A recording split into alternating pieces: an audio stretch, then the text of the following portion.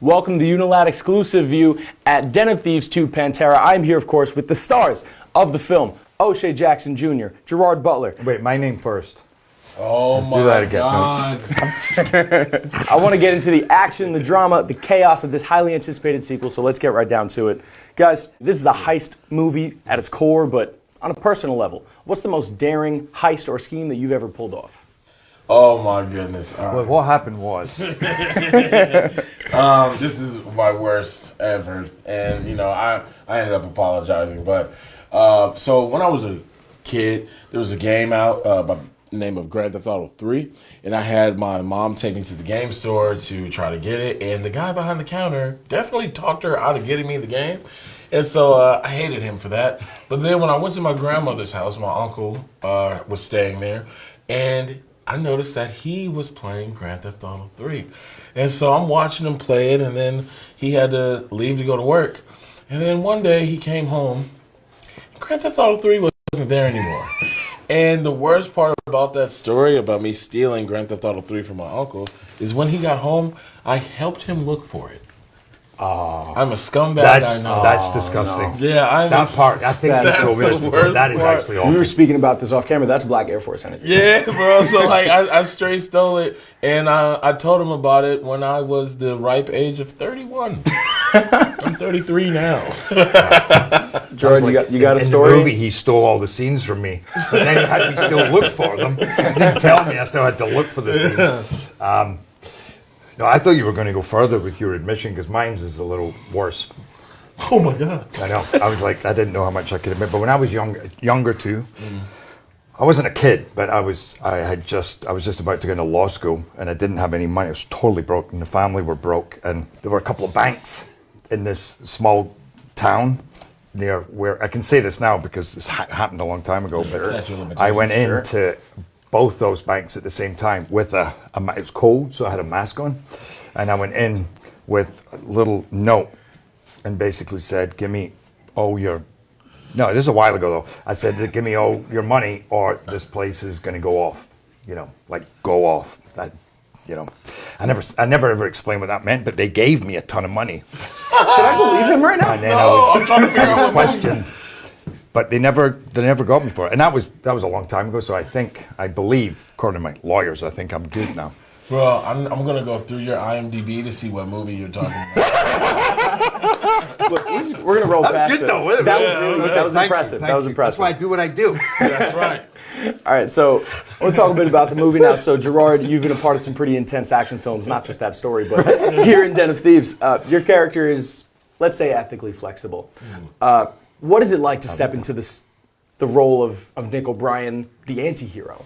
I've had so much fun playing this character, and I think he's, for me anyway, maybe the most fun character I've been able to play. There's some that have stood out, you got your Leonidas, but this guy has so much color to him, I mean, he's playing that kind of machismo, he's brutal, he's unpredictable. I feel he's very smart and strategic, but at the same time, he doesn't know in which direction he's going, and then when he joins up with this guy, getting a chance to play that head-to-head, but also with him, even though he has that power to him and that kind of unflinching, uncompromising, force, he's also, there's a lot of humanity and there's a lot of kind of vulnerability to him. So that's a lot of color, and it's fun to approach that, and then stick it in this movie where it's like Big Nick O'Brien against Donnie Wilson.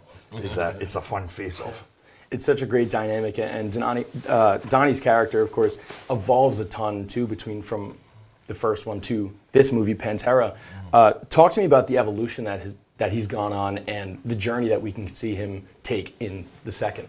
Yeah, I think that's the best part, is being able to play the same character and a different character at the same time. And I'm so grateful that I got to do it because first Den of Thieves, I'm going through it a little bit. I really only get to be cool during the last 10 minutes of the movie. So, I just felt like Donnie, who is this mastermind, kind of got the short end. I wanted him to be able to show, spread his wings a little bit. And so it was really cool to kind of step into that new element while staying the same guy. And I feel that is the beauty and the luck that we have in this sequel, is that you do get two new versions of guys you already know. And so we use that to our advantage to give you the same movie but a different feel. The same, the same beast but just a different type. And I think it's such a fun ride. It's such an amazing background with the Canary Islands and things like that that I think people are going to really enjoy it while still being in love with it for the same reasons as the first. So you guys took this, as you were just saying, this new ride. You go overseas, you go international to a bunch of different places. What is one unforgettable moment that you can take back with you from being overseas shooting this film? Oh man, a stunt that me and Gerard did. So What'd you say? The stunt that me and you did. Oh yeah. So we're doing a car crash scene, and they got a Porsche Taycan on a rig. There's no tires on it. It's on a rig, almost like a claw under the car, and it's supposed to swing the vehicle and come to a stop to simulate a car crash. So we do the rehearsal, and we hit it, and Gerard goes, I didn't really feel violent enough, It didn't feel like a car crash. I'm like, I just felt like we were kind of swinging. And then, so we talked to the guy, we told him to turn up the PSI. PSI is the pressure per square inch. And the dude was like, I can take it up to 5. And we're like, 5? 5 sounds good. Not 10. Yes. So he's like, all right, crank it up to 5. And then right before we're in the car, we're getting ready, and then right before action, it's kind of a look of like, we don't know shit about PSI. Wham! And I hit my head, Gerard hits his knee, and we're kind of like, you just hear a... It was a car crash. I mean, we were actually the car crash. Yeah, the bags popped out. Yeah. And we were like, I think we got it. We got it. By the way, the whole time you're telling that story, I'm looking down at those sandbags, and it says impact. Yeah. That's what that story was. Because I love impact. I'm always, one thing in movies is the reality, the truth of that. So that's a moment, that's an example where you go, don't give us a crappy little impact, right? Let's make it real. We're going to go for it. So that actually scares the shit out of us. And then you're like, whoa, okay, what? And it did. I mean, it worked in the end, Were there other moments like that as in the shooting of the movie? Always. I mean, in this movie, Christian, moving through that heist, it was as real and as believable as possible. So we're wearing these neoprene suits that are 3 layers and masks that are 2 layers. You can't breathe. He has us climbing up this elevator shaft, and you're like, well, surely we're going to use a cable that's going to help pull us up. And they're like, no, just go. It's tough. It's tough for them. It's tough for you. And you're filming for hours going, you're like, I can't move, but that's great. Keep going. You're going. There's no air, and you're just off the coast of Africa in the middle of summer. It's already hot as hell outside. It's 10 times hotter inside. So there's a lot of that kind of stuff. And then in that room, when we're scrambling about, there's 15 people in the room. There's no air. It's so hot. Wow. And you're finishing a scene going, I honestly think I'm going to drop dead. And we did that for days, soaking wet. Yeah, that would be one of them. You remember climbing in the elevator? We couldn't hear Christian because they weren't using the walkies. Oh, yes, that's so right. Cameron would have to tell you, like, go higher. Like, what is he saying? Yeah. Go higher. Like, so, and what does go higher mean to you? It's killing me. Yeah. Well, maybe a little bit easier than pulling off these stunts, the accents. I noticed you speak 3 different languages, English, speaking in a couple of different accents. Yeah. Which one do you think you could slip in and out of the easiest, and which was the most challenging? It really is flexing a muscle. When I was learning Spanish in school, I had my teacher, Jesus, say, listen, Spanish is a beautiful woman, and if you don't see her every day, she's going to leave you. So I'm rusty right now. I need to just get that down pat. But the fact that he can go in and out of an American accent, doing regions and things like that, just show like what experience of doing this, and that can bring you, man. But I want to now that I've hit that challenge and I've jumped over that wall, it opens the door for a lot more roles for me, and I love that for myself. Absolutely. You did it great, man. A lot of times when people are doing an accent, and me too, when you tend to overdo it, but he completely pulled back, which allowed it to be subtle and believable. I'm like, damn, he had to be from all over the place. So you know, that shapeshifter, Master of Disguise, was amazing to watch. I thought he did It such a really great grabbed job. me, and that's why I made sure it was on the Yeah, chart. But then thank you. same concept for you. You've been slipping out of American accents in and out so long. How easy is it for you to blend that? I mean, it's easier now than it used to be because I've done it so much. I had to make a decision, honestly, about when I first started, probably when I first came to America about 24 years ago. I was going in for roles. They'd say, yeah, he was good, but the accent. And then I made a decision to walk around speaking in an American accent, even though it was terrible, whilst doing my dialect coaches, working out sounds. And that made it easier to breathe, laugh, sigh, be silent, you know, give the color. Because the problem is you kind of go, now I'm doing my American, you know, to get by that. And that made a big difference. But I still, every morning if I'm doing American, I do all my sounds. I do about 30, 40 minutes of warm-up to get into it. Yeah. Wow. So actually, the work, it's teach me to care and not to care. The caring is in the work, the not to care is so you can throw it away and not think about it. Sure. Yeah. Sort of what he was saying is it's a muscle to flex, otherwise Absolutely. it goes away. Yeah. So this is really a movie that hinges on this relationship, and the film is all about tension and trust, or lack thereof. How do you make those dynamics work on screen between the two of you? It's a lot of getting to know each other. I credit Gerard a lot on this because when I've been doing films or even television, you know, I prep the night before, prep in the trailer, get to set, prepare. And he hit me one day and was like, listen, we got a big scene tomorrow. We were neighbors at the time. Like, you want to just come run it? And I was like, yeah. I mean, it makes sense. And you don't really have that opportunity a lot because you don't know where people are staying while you're shooting and all that. But being each other's neighbor, you just go out in the backyard and run a scene. When you get there the next day, you're locked in. And from there, we just had real conversations together. You know, me asking about everything that's happened in his career to what I've been going through, what I want for myself. And then you start to bond. And then that's why a moment where you almost give each other concussions in a car crash, you just laugh about it because, like, we knew better. It's just, if you have that bond off camera, there's a level of trust and just a layer of being able to rely on the other guy to pick up what you're laying down. Yeah. And to be able to approach somebody like, hey, can you do it this way so I can deliver it that way for you? And just like that right there is why it portrays on screen so well. There's the trust and the bonding, but also when we get to hang out together in the movie, it's not immediate. You know, we're not into this immediate friendship. There's definitely a delay, and that is about acting. It's like he knew who he was as Donnie, I knew who I was as Nick.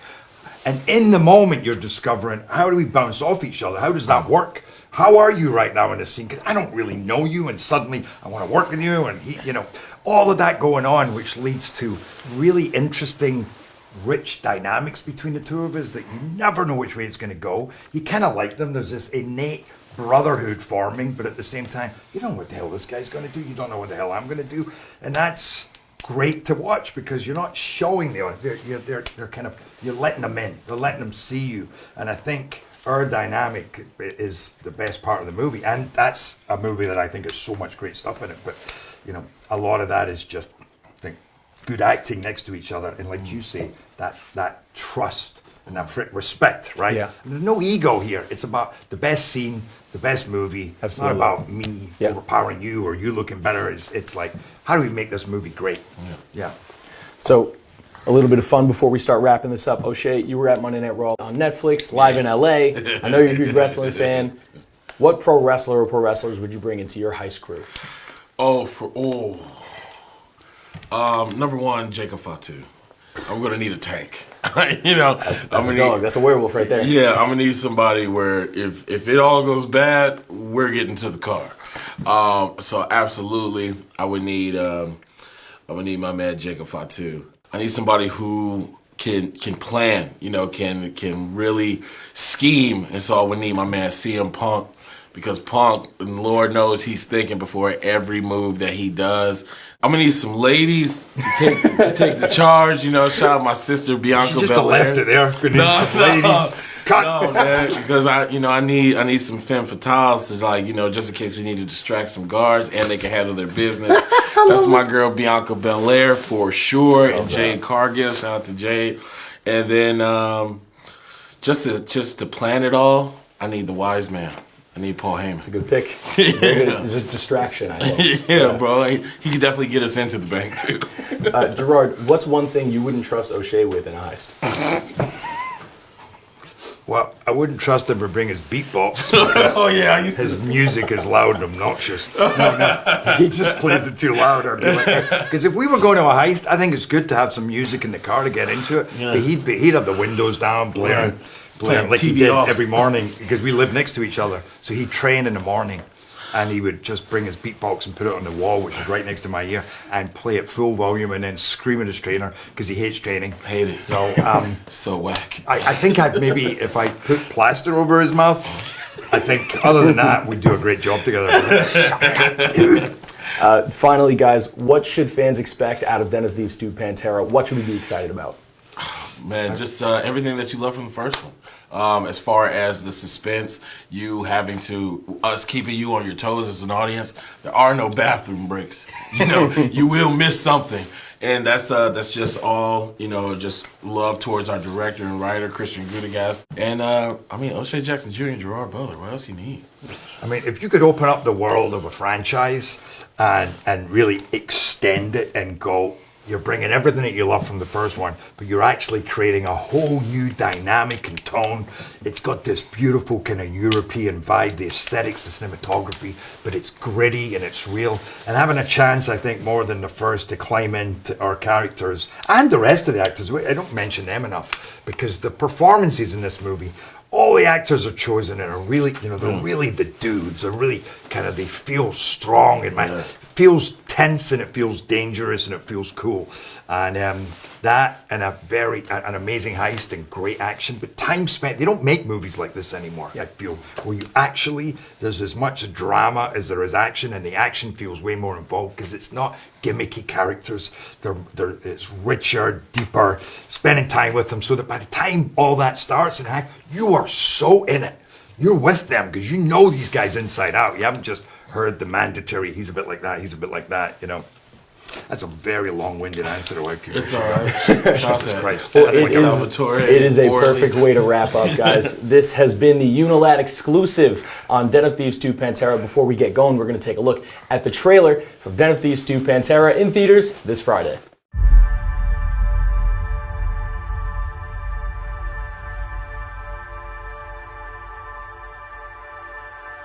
These streets,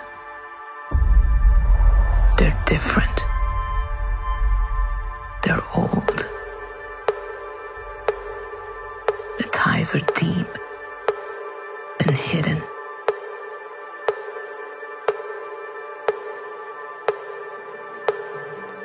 It's where the East claws at the West, where the South seeks the North.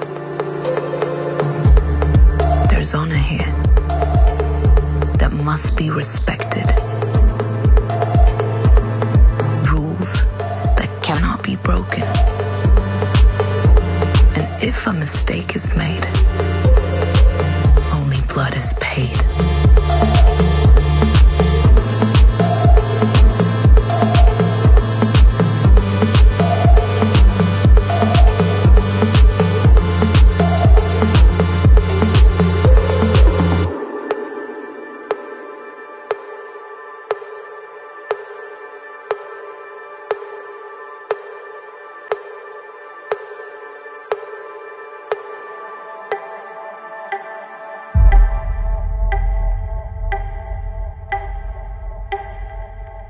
And the cop goes gangster.